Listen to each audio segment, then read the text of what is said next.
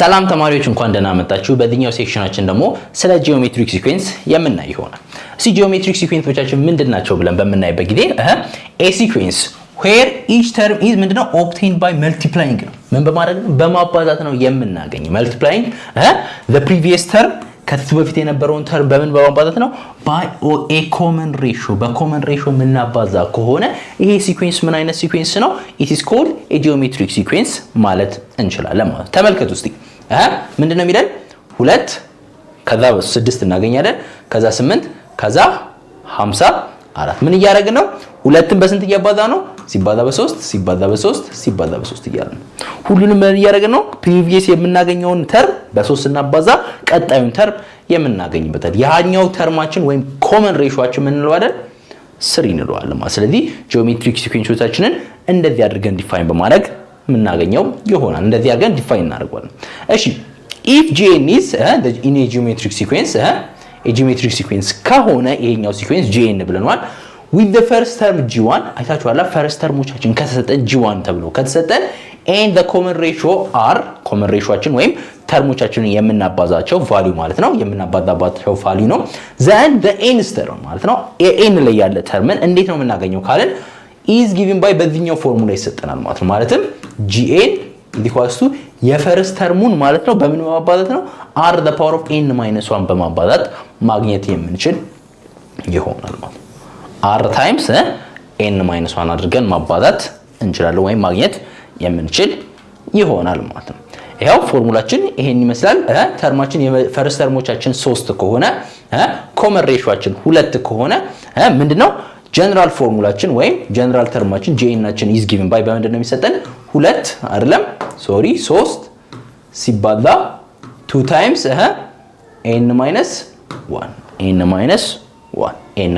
1 ስለዚህ አራተኛውን ተርም ከተፈልጉ ከተባላችሁ g4 equals to 3 times to the power of 4 minus 1 3 times to the power of 3 ስለዚህ ስንት ነው? 3 times 8 ይሆናል ማለት ነው። ማለትም 24 ማለት። ስለዚህ በዚህ ፎርሙላ ጂኦሜትሪክ ሲኩዌንሶቻችንን ምን ማድረግ እንችላለን? ማግኘት የምንችል ይሆናል ማለት ነው። ለኤግዛምፕላችንም ማየት እንችላለን አይደለም? ለኤግዛምፕላችንም ማየት እንችላለን። ፈርስት ተርማችን ምንድነው? ፈርስት ተርማችን g1አችን ኢኳልስ ስንት ነው? 2 ነው። ኮመን ሬሾአችን ወይም rአችን ኢኳልስ ስንት ነው? 3 ነው። ስለዚህ gn ለዚህ ሲኩዌንስ ማለት ነው gn ናችን ወይም ጀነራል ተርማችን በምንድነው የሚሰጠው ማለት ነው 2 times 3 the power of n minus 1 እንደዚህ አድርገን ማግኘት እንችላለን ማለት ነው። ስለዚህ ሰብስቲቱት እያደረግን ማየት እንችላለን ማለት ነው። ለስንተኛው 1 2 3 4 ለአራተኛው ተርም አሁን እንፈልጉ ብንባል ፎርዝ ተርም አውጡ ከተባልን g4 equals to 2 times 3 the power of 4 minus 1 አይደለም 2 the power of 3 the power of 3 2 times ስንት ነው? 27 ማለትም ስንት ነው? 54 ማለት ነው። 54 ማለት ነው። ስለዚህ ይሄንን ፎርሙላ በመጠቀም ይሄንን ምን ማድረግ እንችላለን?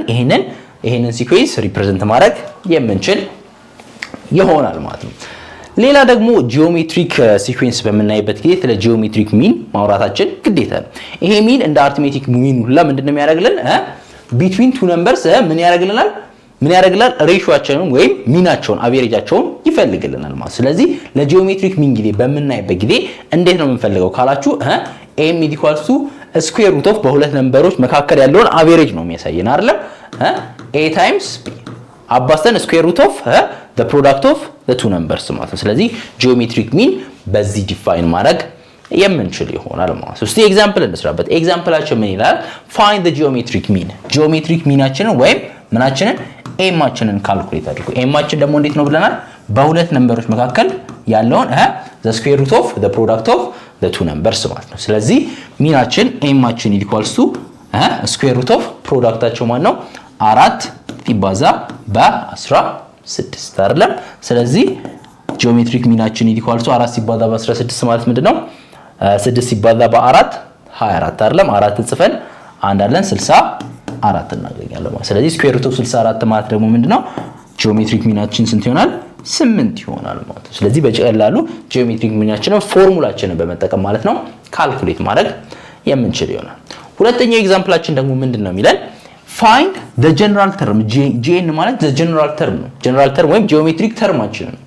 የጂኦሜትሪክ ሲኩዌንሳችንን general term ማለት ነው። when the first term is 3 እንደዚህ ማለት ይሄ ምንድነው g1ችን equal to 3 ያለ and common ratio ወይም የሚባዙበት ቫልዩአችን ደግሞ ስንት ይሆናል? r-ችን equal to ደግሞ ስንት ይሆናል? 2 ስለዚህ ይሄ ከተሰጠን ቀጥታ ኮንስትራክት ማድረግ እንችላለን አይደለም? gn equals to g1 times r to the power of n minus 1 ስለዚህ እንስራው ምንድነው g1ችን ምንድነው 3 times to the power of n minus 1 ስለዚህ ጀነራል ተርማችንን እንደዚህ አድርገን መግለጽ እንችላለን። ሲኩዌንሳችን ምን አይነት ይመስላል ካላችሁ 3 6 12 አይደለም ኮማ 12 24 48 እያለ የሚቀጥል ሲኩዌንስ ነው ጂኦሜትሪክ ሲኩዌንስ ነው ማለት። ስለዚህ ጂኦሜትሪክ ሲኩዌንስ በመናወራበት ጊዜ ጂኦሜትሪክ ሚናችንን እንዴት ካልኩሌት ማድረግ እንዳለብን እናውቃለን። ጂኦሜትሪክ ተርም ደግሞ ጂኦሜትሪክ ሲኩዌንስ ነው ደግሞ የሆነ ተርሞችን በምንድነው በኮመን ሬሾ እያባዛን የምናገኝበት ወይም ሲኩዌንሶቻችንን የምንፈጥርበት ከሆነ ጂኦሜትሪክ ሚን ጂኦሜትሪክ ሲኩዌንስ እንላቸዋለን ማለት ነው። ስለዚህ አሁን የሚሰጣችሁን ኤክሰርሳይዝ ትሰሩና በሚቀጥለው ሴክሽን ደግሞ አብረን የምንገናኝ ይሆናል ማለት ነው።